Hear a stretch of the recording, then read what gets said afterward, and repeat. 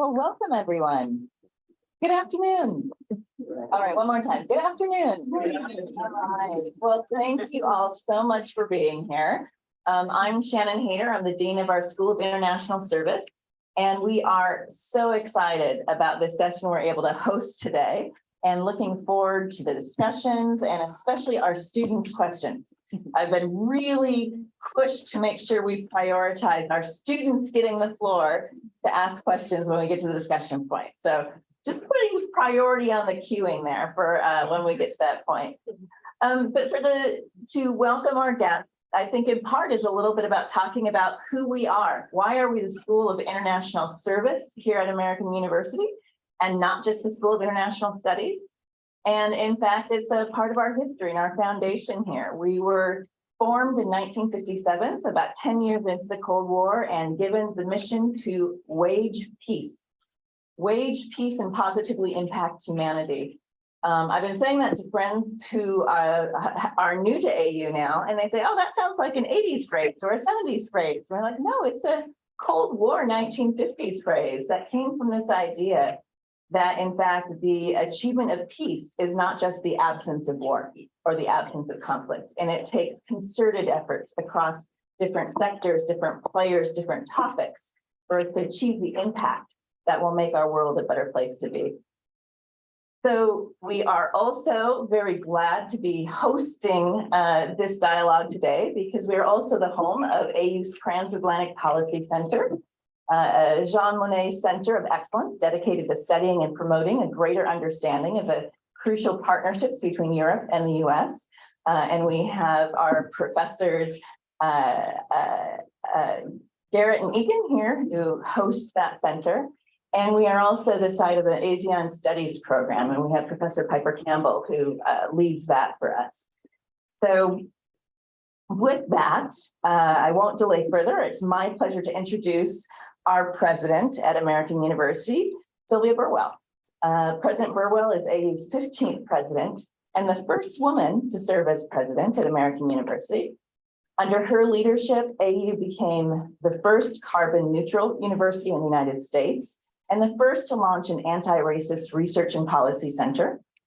President Burwell has helped AU become a leading student-centered research university, more than doubling the research funding from external organizations and helping to build a growing community of change makers who are bold leaders, who are engaged scholars, who are innovators, and who are, above all, active citizens. She led the university through a historic pandemic and keeping the focus on our community of care. She's led the creation of American University's comprehensive strategy, Change Makers for a Changing World, as well as our plan for inclusive excellence to ensure that all AU students thrive and reach their full potential. Before she came to AU, she had a couple of different jobs, sort of important. She held 2 cabinet positions in the US government. She served as the Secretary of Health and Human Services and the Director of the Office of Management and Budget. And she's held leadership positions at 2 of the largest foundations in the world, the Bill and Melinda Gates Foundation and the Walmart Foundation.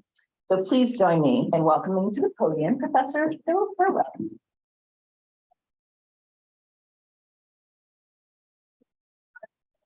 Thank you. We are so excited. Shannon's a new member of the AU family, a new dean this year, and we are very excited about your leadership and building on our great School of International Service. So glad that you're here. Deputy Secretary Sherman and Secretary General Sannino, want to welcome you to American University. And Deputy Secretary Sherman is an incredible leader who I've actually had the privilege to know and to actually work with for many years. And we've been able to work together both inside and outside of government. And I've had the chance to see Wendy work to make this world a better place through her intellect, through her drive, through her experience, through her knowledge, and through her grace. And I'm so thankful that she answered the call to serve again, and so welcome. And together with our Secretary General, who has been an impactful leader and an EU diplomat. I was learning that these two have worked together, it sounds like, and have done this many times together, reflecting how you get things done in terms of this work. And, you know, you have helped so many times right now through some very challenging geopolitical challenges that the world is facing right now. And both of you have been at the forefront of some of the most challenging times that we've had as a world. So we're very fortunate to have you both here today. And to talk about how to really get things done. And as I was thinking about this session, you know, having served in government, that's the hard part. And that's actually the part that really delivers impact for our students and for our faculty and those that have joined us today. The real deal is the day-to-day work of consensus building, of policy making, and as we like to say at AU, waging peace. And waging peace is arguably one of the most important skills that any leader must learn.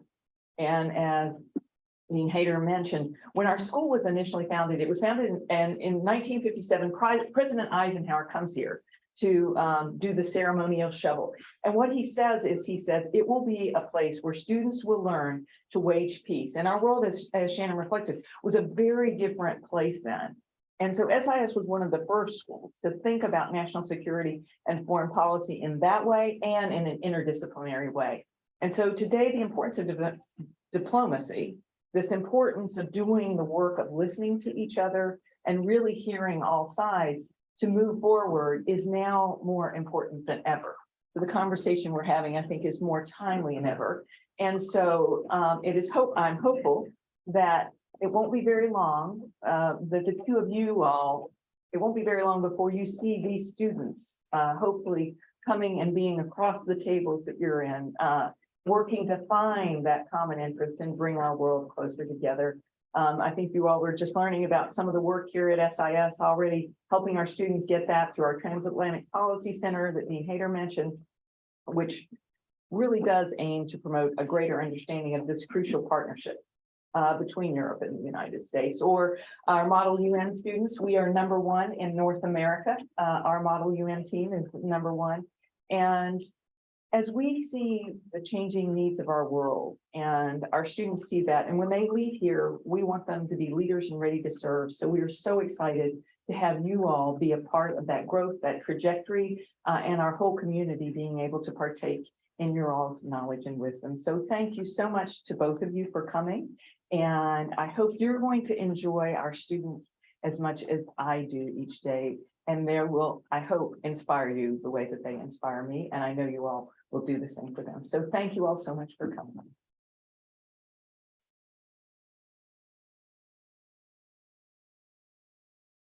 Thank you. And on to the real program. I'm delighted to introduce one of our students, Victoria Tan. Victoria is a senior SIS and graduating this fall, which means 2 weeks, barely 2 weeks from now. She's from Honolulu, but she lived in China for about 10 years. And her thematic focus at SIS is peace, global security, and conflict resolution, with a regional focus on East Asia and the Pacific. Her minor is in Asia, Pacific, and Diaspora Studies. And Victoria will have the privilege of introducing our distinguished guests.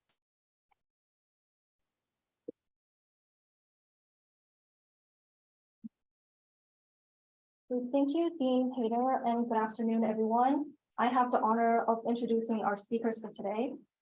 Stefano Sannino has served as the Secretary General of the European External Action Service of the European Union since January 1st, 2021. He previously held the post of the Deputy Secretary General for Economic and Global Issues at the EEAS. And from March 2016 to April 2020, he was Ambassador of Italy to Spain and Andorra. From July 2013 until March 2016, he held the position of Permanent Representative of Italy to the EU in Brussels. And from 2006 to 2008, he was a diplomatic advisor to the Italian Prime Minister and his personal representative to G8 summits. Secretary Sannino has also held the position of Ambassador and head of the OSCE mission in Belgrade. Throughout his career, he has notably held several posts for the European Commission and within the Italian diplomatic service. Wendy R. Sherman was sworn in as the 21st and Deputy Secretary of State on April 14th, 2021, and she is the first woman to hold this position.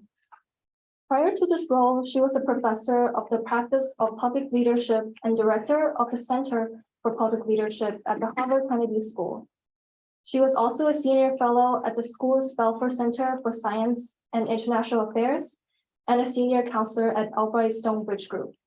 From 2011 to 2015, she served as Undersecretary of State for Political Affairs, where she led the US negotiating team that reached agreement on a joint comprehensive plan of action between the P5+1, the European Union, and Iran, for which she was awarded the National Security Medal by President Barack Obama. She previously served at the State Department as Counselor under Secretary Madeleine Albright, as Special Advisor to President Clinton and Policy Coordinator on North Korea, and as Assistant Secretary for Legislative Affairs under Secretary Warren Christopher. So welcome, Secretary General Sannino and Deputy Secretary Sherman. I will now turn it over to you, Deputy Secretary Sherman.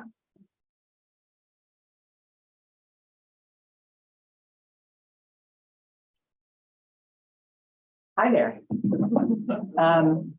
Good afternoon. Great of you all to be here on a Friday afternoon. I know you even can remember what it's like to be a student on a Friday afternoon. So, thank you all. Thank you, Victoria, for that introduction.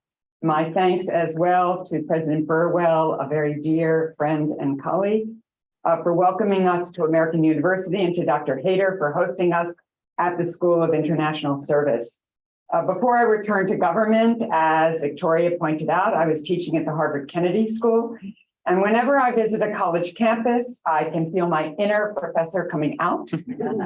Don't worry, I won't be assigning homework. But I do believe that there is no more energizing way to end a long week than right here with students, our future leaders. I was saying to some of my colleagues, I had the privilege of being at the state dinner last night. So I had very little sleep. About this time of day, you start to lag. But my team knows that when I come to talk with students and hear from students, my energy immediately increases.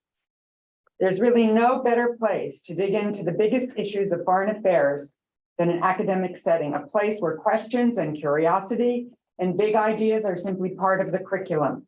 So when it's time to ask questions, don't be shy, particularly you women here. Raise your hand, even if you don't know what you're going to ask. That's what the guys do. Secretary General Sannino and I want to hear what's on your minds.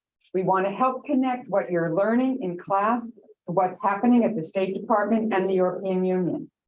Over the past 2 days, Secretary General Sannino and our teams, have engaged in what's called the US-EU dialogue on China and the Indo-Pacific Consultations. That's a somewhat bureaucratic way of describing what might look like a high-stakes study session in international relations. We sat down with our partners. We examined big issues. We talked through different approaches to the significant tests ahead of us and devised strategies to make the grade. After this latest round, the fourth since President Biden took office, I think it's safe to say that the US and the EU have never been more aligned to our approach to the Indo-Pacific as a whole and to the People's Republic of China. This could not be more critical, because how we do on this assignment not only impacts on us today, but sets the stage for all of you in the decades ahead. The Indo-Pacific is home to more than half the world's population and 2/3 of the global economy. It's a region that houses 7 of the top 15 destinations for American goods, where we did nearly $2 trillion in trade last year, where we confront issues that are shared across borders and oceans, like climate and workers' rights and food security and more. So how we, the United States and the European Union, and our partners in the Indo-Pacific approach today's challenges in the region is vital. We all have a stake in forging a free, open, prosperous, secure, and resilient Indo-Pacific. We all have to answer the challenge posed by the PRC, the only country with the capacity to advance a different vision of the international system and the intent to see it through. We all have to consider the kind of future we wish to build hand in hand with our friends in the region, the future you will inhabit and you will lead. Because ultimately that's what these discussions are about. Who will write the next chapter of international affairs? Will you and your peers in the Indo-Pacific take the pen? Or will you cede authorship to those who defy principles of democracy, who violate human rights, labor standards, and the freedom of navigation? Indeed, what's on the table is the type of leadership we seek for ourselves and for our counterparts everywhere. For decades, the United States and Europe have provided that kind of leadership, as have allies and partners throughout the Indo-Pacific and beyond, in pursuit of a planet that's more fair and secure for all. We are, as Secretary Blinken likes to say, quote, partners of first resort. And our partnership is the source of strength on nearly every issue under the sun. In the face of Russia's aggression in Ukraine, in confronting climate change, addressing food and energy insecurity, tackling humanitarian crises, and more. That relationship extends to our unified action in the Indo-Pacific. As discussed this week, the US and the EU are supporting our Indo-Pacific partners to ensure their maritime security, counter disinformation, and develop high-quality, sustainable infrastructure. We're building resilience in areas at the heart of the Indo-Pacific's future in technology, economic development, human rights, democratic governance, supply chains, and more. We are coordinating our efforts through multilateral forums. To give you one example of how it looks, at the G20 summit last month, the US, Japan, the EU, G7 countries, and others launched a groundbreaking program to accelerate Indonesia's energy transition. Together with Indonesian officials, we were able to garner more than $20 billion in public and private investment to help the nation and its people move away from coal-fired plants that pollute the air and plague public health and move toward the clean energy future that will create jobs and save lives. Our pledge doesn't stop at dollar figures. We will work with Indonesia to make this program a reality in the years ahead. This is the kind of model we need across the region, a way to demonstrate how diplomacy leads to action, how our relationships across the Indo-Pacific can deliver real results for citizens worldwide. Ultimately, that's the measure of our diplomacy, collaborating side by side with our partners to create that prosperity, a system rooted in longstanding global norms and rules. That's a different vision than the one advanced by the PRC. Just 2 weeks ago, President Biden met with President Xi Jinping and made it abundantly clear that we will always defend American interests, promote universal human rights, and work in lockstep with the European Union and other allies and partners. We bear no illusions about the PRC, but we will do our part to ensure that competition never veers into conflict, that we maintain open lines of communication with our PRC counterparts, that we work together where we can to solve big challenges that require collective universal action. Put another way, we will keep engaging with the PRC so we understand each other clearly. But we will not stay silent when the PRC behaves provocatively in the South and East China Sea, when it violates the rights of ethnic and religious minorities in Tibet and Xinjiang, when it engages in economic coercion, or when it takes threatening steps in the Taiwan Strait. These actions upend the peace and security of the Indo-Pacific and undermine the very system that enabled China's rise in the first place, the system that the United States, Europe, and many other partners helped build, the system that will soon rest in your hands to sustain, strengthen, and grow. As we look toward the years and decades ahead, we see the seeds of hope because we believe in you. We see a story of promise and possibility, one you will craft alongside your peers across the Atlantic and the Pacific. We see a US-EU partnership still strong, even more engaged in the Indo-Pacific, still leading the world. For now, we will keep at it, Stefano and I, while you all hit the books. I expect to see you at the leadership table before too long. Though it probably won't be with me if you look at my silver hair. And I look forward to our discussion today. Thank you so much for being here, and over to my dear friend, Stefano Sannino.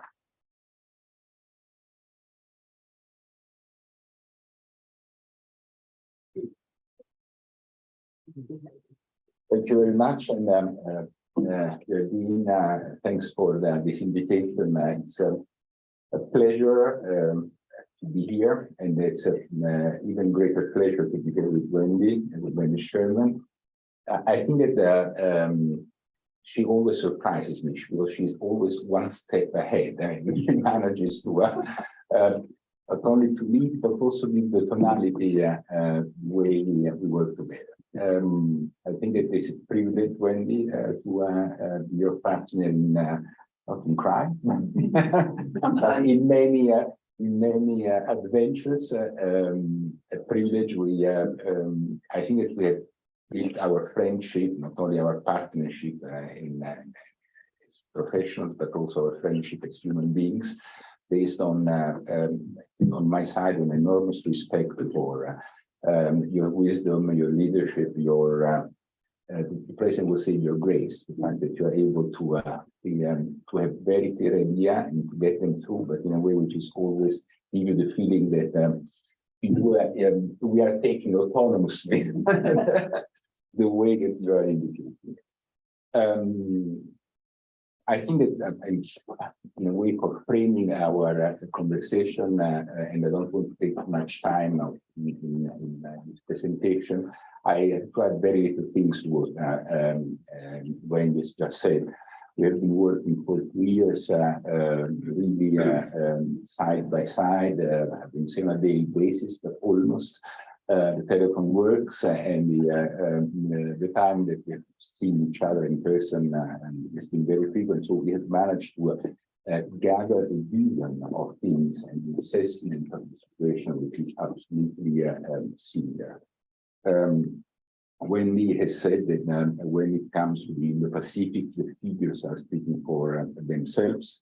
I'll give a little bit of figures on the European side, and it's because the Indo-Pacific represents the second largest destination for our experts. It is home to 4 out of the top 10 EU trading partners. And in the last decade, the trade with the region has increased significantly, 44% in terms of exports, 64% in terms of imports.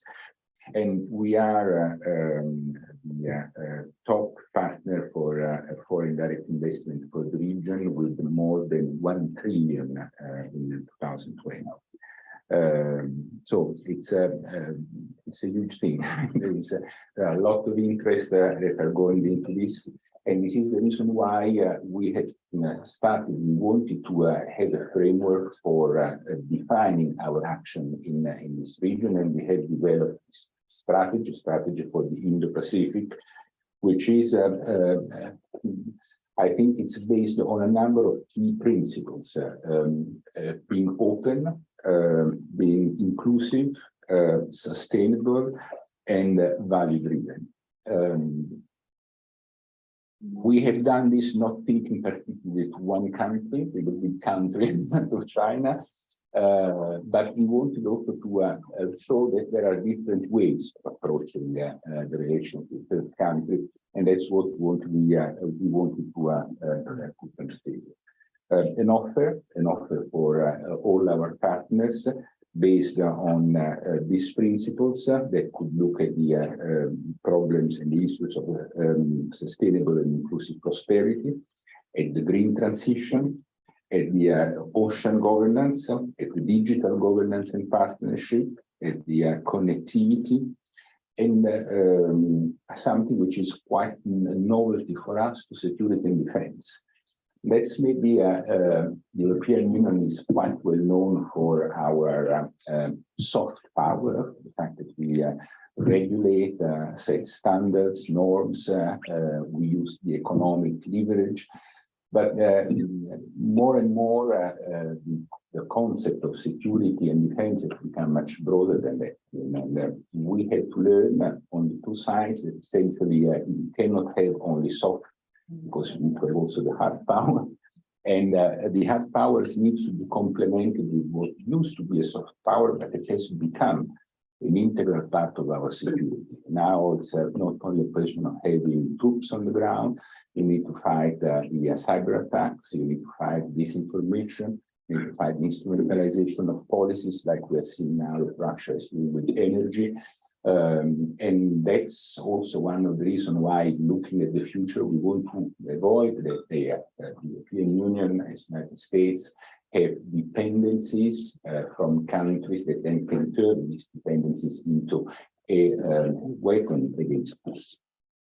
In order to underpin this work in the region, we have tried also to give ourselves instruments that are useful for that perspective. And we are based really at the bottom of this pyramid. We have put our connectivity strategy, which is called Global Gateway. The United States has the PGII. And this is and it's interesting because we are working really very much in parallel with the United States also on this, trying to understand how we can synchronize our work, our activities, and again, provide offers that are sustainable for our partners. There is and I want to stress also this point, because this is something that we've started doing together, also a security dimension.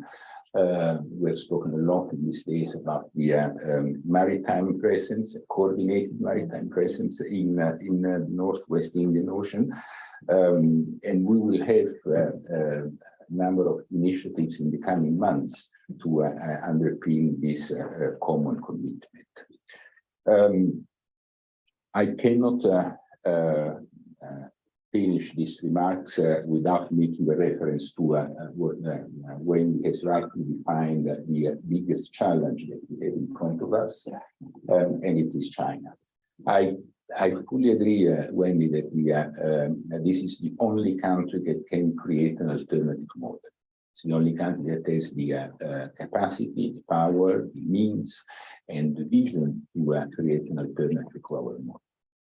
I don't think that this is has to lead us to a confrontation, but certainly we cannot stay idle and wait for this to happen. I think that we like our system, we like the way we live, we want to improve it, we want to make it better, but we do not want to lose the democracy, which is at the basis of our lives. We do not want to lose the sense that the individual is at the center of the society. We do not want to lose the sense that there are opportunities out there. And we do not always lose the sense that there is nobody telling us what we need to do or not to do. It is our free choice, and we have a right to choose our own destiny and how we want to live. And that's why I think it is important to continue working with China. I think that there again, I fully align with what Wendy was saying about the need to stay engaged, to have a dialogue, to cooperate in areas where we need to work together, like climate change, like the global pandemics, but we need also to be aware of what are the risks and what is at stake when it comes to the economic sector, but also when it comes to the political and to the societal aspects of this relationship. And that's where we see things eye to eye, and that's where we meet and what we are doing now, building a very strong partnership for achieving this result. And that's my just last thought. I mean, I hope, and it's what we are trying to do, to build patiently, day after day, a relationship between the United States and the European Union that is not just occasional, that has a strong and solid foundation, because it is only through this that we will be able to manage the complexity of the challenges and the world that is in front of us, that unfortunately is not becoming better.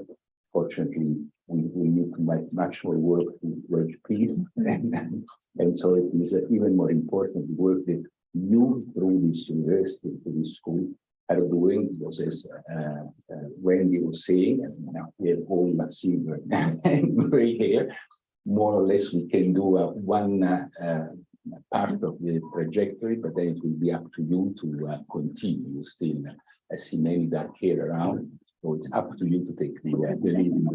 Thank you very much.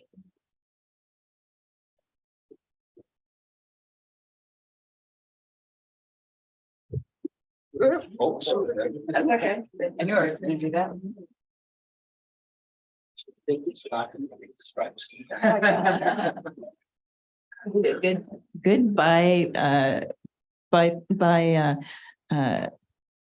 A good partnership photo op here with a reverse to flags here. Yeah. So I'm just going to kick it off with the problem. exactly. I'm just going to kick it off with a few questions, but it's really just to warm us up before I'll invite students to come up to the mic and start asking your own questions. I collected a series of questions from some of our faculty member in anticipation of you all coming. And then, a lot of things have been happening in the world even since we started preparing for this. So we thought maybe we'd start off with some of the more recent current events and how that frames the dialogues you've been having. One big area, the invasion of Ukraine. How has the recent invasion of Ukraine shifted views on the US-EU cooperation with regards to China?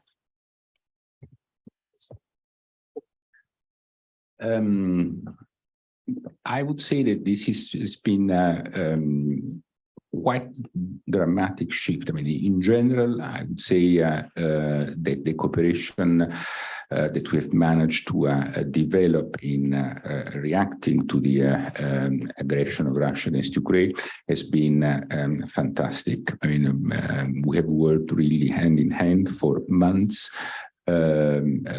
building our response to Russia, and we are still continuing cooperating very closely on that.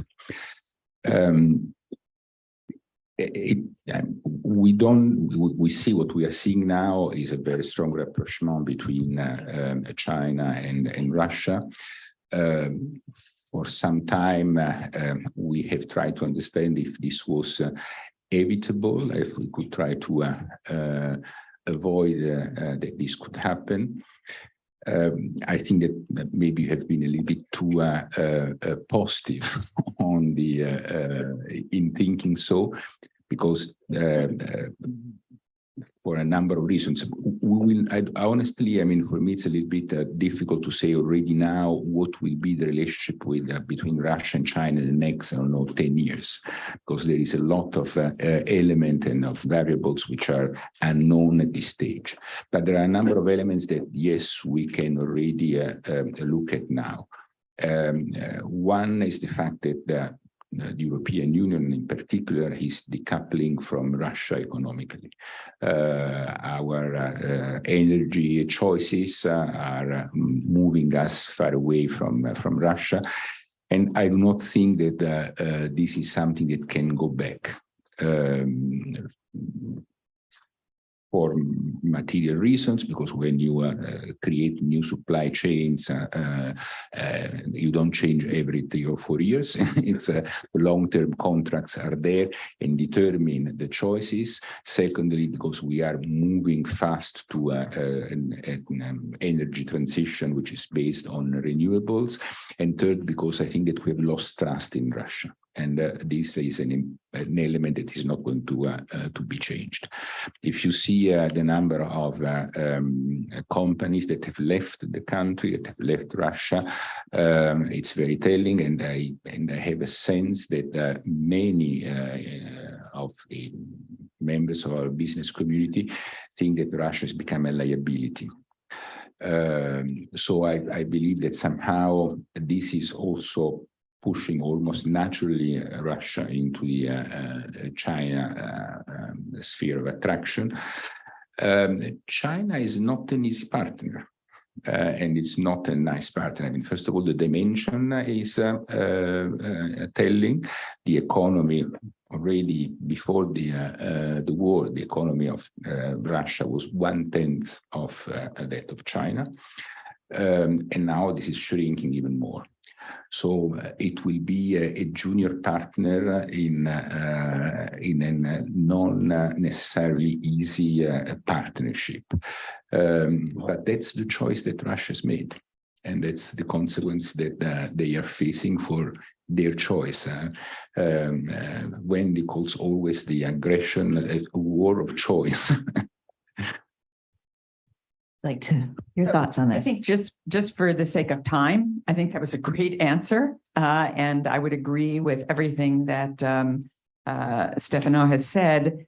I think that our habits of working with each other have just increased exponentially because of the unprovoked, premeditated, and horrifying invasion of a sovereign country.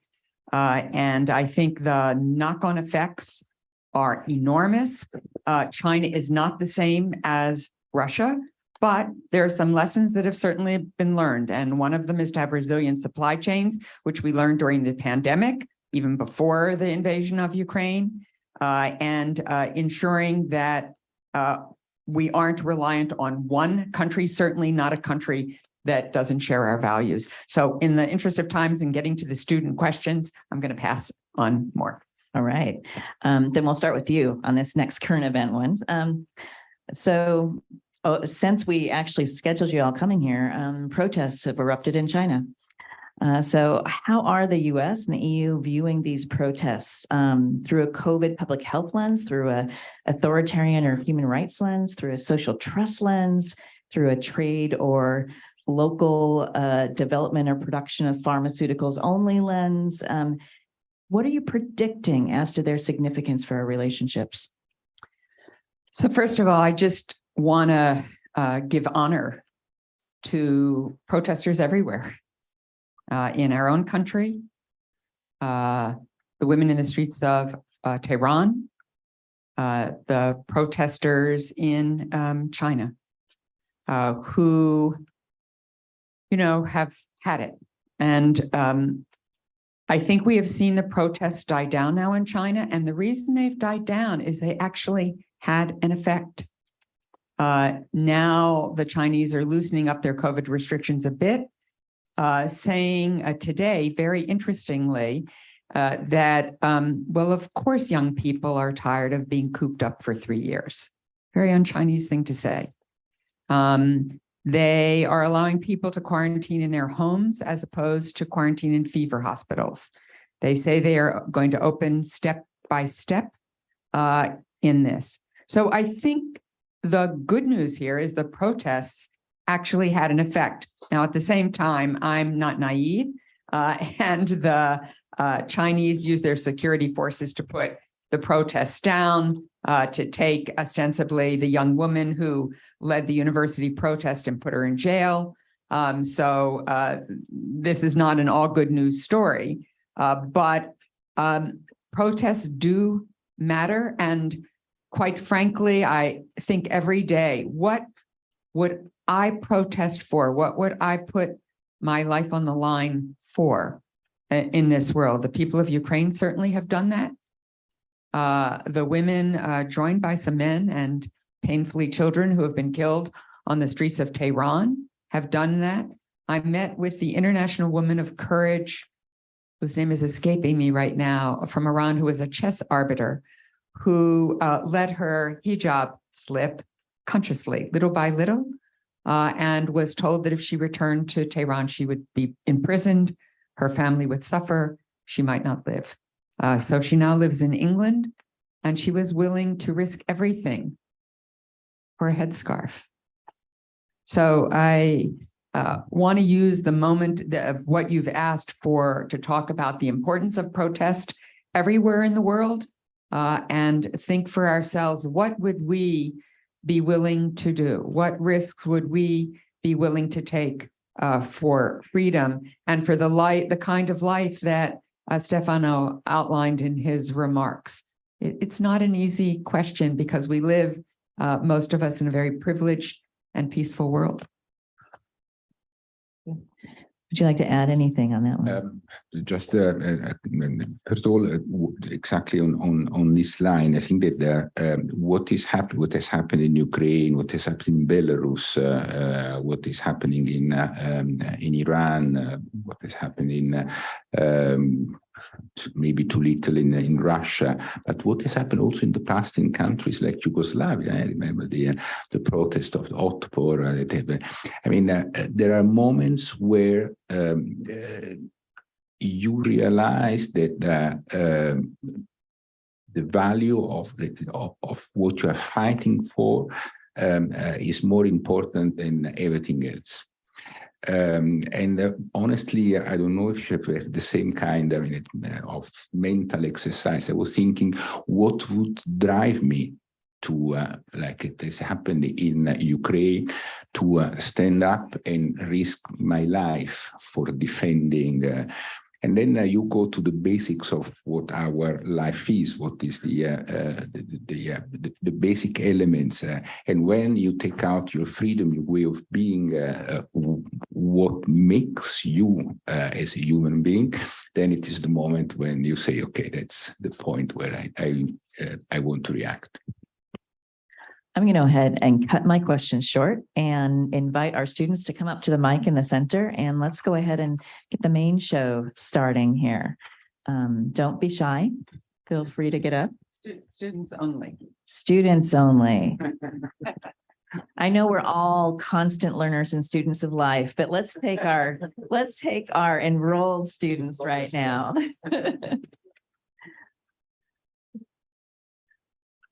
Hello, I'm a grad student here at SIS. I also went here for undergrad.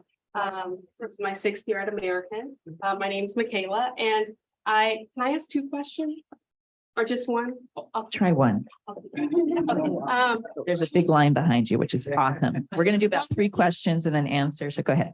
Okay, and either of you can answer this. I was wondering if you could speak more about cooperation on supply chain issues like semiconductors, critical minerals. I know the US just passed the CHIPS Act, so there's been a lot of US investment in that area. So how are the US and EU going to cooperate on that going forward? Thanks. Let's take about 3 questions and then we'll do some answers and we'll go to our next round. Go ahead. Hello, greetings to everybody. My name is Telvin Altishaga. I'm from Bay Atlantic University and Deputy Chairman for you this question. And I'm asking this not because I'm a woman. I'm asking this because it's all of curiosity. And simply as you've been describing, to confront this biggest challenger, China. But how do we confront when it comes to, you absolutely have to cooperate when it comes to climate change? How do we balance it? Thank you. Thank you. And 3rd question for this round. Thank you, Deputy Secretary and Secretary General. I just have a Closer to the mic. Can you hear me now? Yes. All right. Thank you both again. My question regards some of your earlier remarks. You both mentioned how the US and Europe are aligned on values and many issues facing the Indo-Pacific region. Mechanisms like these dialogues have helped to coordinate and strengthen action. And so my question is, what are some of the most significant barriers or obstacles, whether they be institutional, diplomatic, or political challenges that make synchronizing policies and actions in the region more difficult? All right, let's get a first set of responses to any of the 3 questions we took so far. Well, I will start with the supply chains, which is one of the, I think one of the main problems that we have now, and it goes back to what we were saying before. I don't know how much popular is it, but somehow the globalization, as we have seen in the last few years, had brought us to think that you could delocalize, that there was a one global chain of values, and essentially this would have created a sort of world division of labor and an optimal allocation of resources. I think that the idea in itself was good and was nice, but unfortunately, the political reality has been very different. And what we have seen that countries have used this as a way to, as a weaponize a number of policies. Mark Leonard's has, in a way, made a theory out of this in a very interesting book, which is the Age of Unpeace, where he was highlighting the fact that it had become a feature of autocratic countries to use this instrument as a way of imposing their views. So now we are all facing the need to rethink the supply chains, to shorten them, to make them nearer to us or more friendly, the French shoring, which was a good expression of Secretary Yellen. And we are redefining, let's say, our way of production. That is true for the United States, is also true for Europe. We have also passed the CHIP Act. We are working on electric batteries. We are working on alliances to have diversified the import of raw materials, of rare earths. And all this is part of a process of redefinition of our production methods. There is one point that I think that we need to interiorize, and I know that it's hard to think this, that security has a cost something, has a price. And this is now becoming part of what we need to pay for our security. We have learned to accept the idea that you pay more for products that are environmentally friendly, that for products that do not have child labor, for products that are made according to standards that are close to us. And I think that we will need to accept also the idea that maybe we'll have to spend more to ensure our security. So let me pick up on a couple of the other ones. The only thing I will add on the first one on the supply chains, I agree with everything that Stefano said, is that one of the reasons that this is not only with folks that we disagree with, it's a problem sometimes with folks we very much agree with. So Taiwan, which is part of our One China policy, has 90% of advanced semiconductors, advanced chips. And so for the whole world. And so figuring out how to make sure that the supply chain around chips is available to everyone in the world is something that we all have to work on to make sure that that supply chain is secure, because these phones that you all are holding in your hands have many inside of them. Every single thing you do in your life is controlled by them. So it is very critical, and it is why the United States made a decision to not allow advanced advanced chips to be exported to the PRC. Our European colleagues were not all our European colleagues were completely thrilled by that, because one of our European colleagues actually sells a lot to China. And so this is complicated. Anybody who's looking for a simple answer to this problem, it does not exist. It is very difficult. These are very complex problems to work through. But the extraordinary thing is how much we are digging down into the details with each other to try to figure it out and find an answer that makes sure that each sovereign economy is strong. And then united, we are even stronger in ensuring those resilient supply chains. On climate, when Speaker Pelosi went to Taiwan, and Newt Gingrich as Speaker had gone to Taiwan, many members of Congress had gone to Taiwan, The Chinese used it as a pretext to do things they intended to do for some time, and that was to put more pressure on Taiwan, intimidate Taiwan, use their military resources to put more pressure on them. As a result of that, the Chinese also closed down all of the dialogues and communications with the United States. So long before COP27, Special Presidential Envoy John Kerry had met with his Chinese counterpart. All of that got closed down. All of the working groups that I was able to start in my visit to Tianjin, and other than John Kerry, I'm the only, this is sort of crazy, the only administration official who has gone to China since Joe Biden became president. So those working groups were closed down. Everything was closed down. When President Biden had his bilateral with Xi Jinping on the margins of the G20, the Chinese, as part of saying we were now had a new floor in our relationship, restarted many of these channels of communication.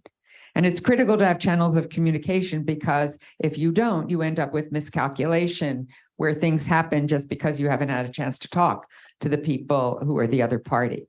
And one of the channels that was opened up again was climate. So John Kerry and his counterpart spoke at the G27, began to work more together, because we cannot solve the climate crisis. The world, when I say we, I mean the world, cannot solve the climate crisis. We can't get to 1.5 degrees Celsius without China. So it is critical that we do this. It's critical for China. The amount of asthma that is increased in China is exponential because of pollution. So we are figuring this out, but it is complicated because all of these issues play off of each other, some for good, some not for good. In terms of barriers to synchronize, oh, there are many. There are many, many barriers to synchronizing policy. Imagine Stefano Sannino as the Secretary General of the European Union. He has to synchronize 27 countries every single day. The European Union is a consensus organization. Nothing happens. You all have watched, I think, the debate over the price cap and setting the price for the price cap that has gone on now for, I don't know, maybe 10 days. In the public view, it's gone on for longer than that privately, but in the public view, because all 27 have to agree.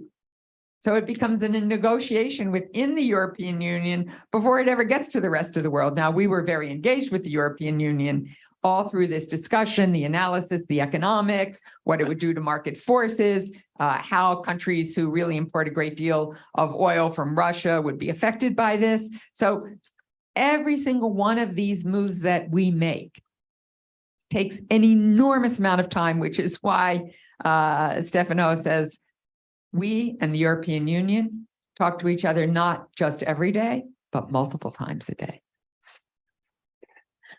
We are coming close to time, so let's take 3 quick questions as our second round, and then we'll do some final answers and some final messages, and thank our guests. So go ahead. So I just want to say good afternoon and thank you so much for giving students the opportunity to answer questions.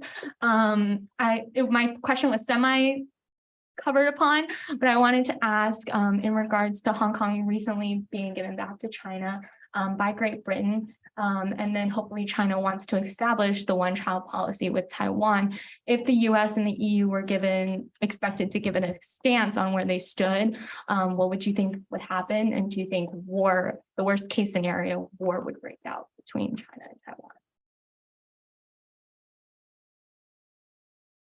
So thank you for coming. A little bit closer. Sam, SIS senior. And I had a question for both of you on the recent joint bombing exercises that China and Russia have initiated. So why do you think it's important for China to strengthen its military relationship with Russia? And are these exercises seen as a failure of the most recent Biden-Xi meetings to establish boundaries with Ukraine? Thank you. And last question for now. I'm Luke Maloney, and I'm a first-year master's student at SIS. So not this past summer, the summer before, I worked at State and interned in Department of Democracy, Human Rights, and Labor in East Asia Pacific. And every single day I encountered Chinese disinformation, malinformation. So what are some of the proactive steps that European Union and the United States are taking to combat that? Okay, why don't I do real quick answers to all three, and then Stefano can have the last word, other than Dean Hader, of course. For nearly 50 years, we have had peace and stability in the Taiwan Strait because neither mainland China nor Taiwan have taken actions, unilateral actions that break that peace and stability. That is what we want. We want to maintain that peace and stability. The United States has been clear about our one China policy. Everybody has a slightly different one China policy, but our one China policy, and we've been clear that we do not support Taiwan independence. But yes, I think war is potentially possible because Xi Jinping now has absolute control in China after this last party Congress. He has said that he's going to reunify Taiwan with mainland China. He hopes to do it peacefully, but he has said very, very straightforwardly that if he needs to use force, he will. So our effort is to deter that, to urge China not to go in that direction, but also to support Taiwan to have the means to defend itself. On the joint bombing exercise, first of all, let me assure you that problems are not solved in one meeting. One bilateral will not solve anything. One bilateral between Xi Jinping and President Biden, who have known each other for years, met each other many times, but not as President Biden and then President Xi Jinping in his third term, 5-year term. So they started to set a floor. Next step will be the Secretary of State making a trip probably in the first quarter to China, but it will take many meetings and lots of careful steps, quietly, step by step. And then finally on disinformation, just to give you one example, which we discussed this afternoon, we can work with folks to provide content for them, for their newspapers, for their communications, so that the only content they get is not Russian or Chinese content. We do that very actively. I'm not going to go into the details of it for the security of the situation, but there are many ways to do this. We spent a lot of time today in our dialogue about the Indo-Pacific, talking exactly about disinformation, sharing our ideas of the tools that we use and the things and projects that we want to do together. Very high priority for us, very high. On the point of disinformation, I fully agree. This has become a very big issue because somehow the way things are presented, the impact that this may have within societies and outside, it's extremely worrying. The manipulation of information and the interference that this is generating in third countries. And this is not affecting only, let's say, Russia or Ukraine. It is affecting us. Russia is trying to determine the course of our elections, is financing campaigns. And to be honest, the real problem is that it's not too expensive. It's quite cheap to mount a disinformation campaign. We have a center in Europe which is dealing with disinformation in Estonia, and it's quite frightening to listen to what they are telling about how easy it is to influence a target group with a relatively limited amount of money. So it's a very serious issue that we need to take into account. We are trying to do a lot in terms of debunking disinformation, working on trying to inform about disinformation. But just to give you a sense of what I'm trying to say, we have a website which is called EU versus Disinformation. We have celebrated the fact that we have now 1 million viewers, but it's not that much. At the end of the day, considering on the contrary how many people this disinformation is reaching. And we need to be able, and it's something that we need to think very hard about what to do it, because it cannot be only debunking or trying to explain. We have to be able to do some deterrence, and we have to be able to avoid that the openness of our society can become an element of weakness of our society. And I know that it's difficult, because when it comes to the freedom of expression, we are all very attached to it, but there are limits. We have had in the last months a very substantial discussion, because we closed down a number of Russian outlets in Europe. Russia Today, Sputnik, and others. It has not been an easy decision, but I think that it was a necessary one, because again, this is a way of taking advantage of our openness, and we need to be careful about that. Well, great. I want to be very conscious of your time and very conscious of the time of everybody who's here today. So please help me thank our guests, Deputy Secretary Sherman and Secretary General Sannino, for spending the afternoon with us.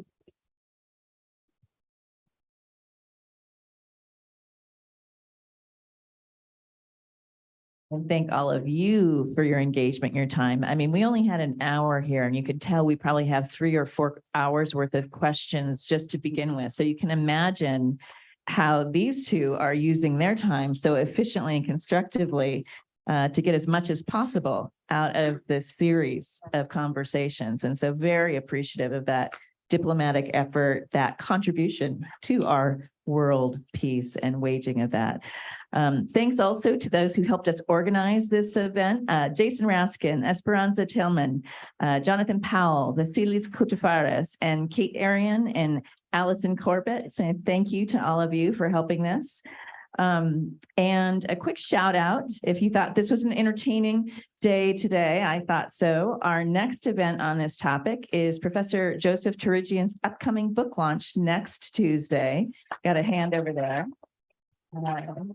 Be in this room on Tuesday, December 6th at 5 p.m. And his new book is Prestige, Manipulation, and Coercion: The Elite Power Struggles in the Soviet Union and China After Stalin and Mao. Wow. So keep thematic and come to it. And right. And just such a pleasure to have you both here with us. Thank you.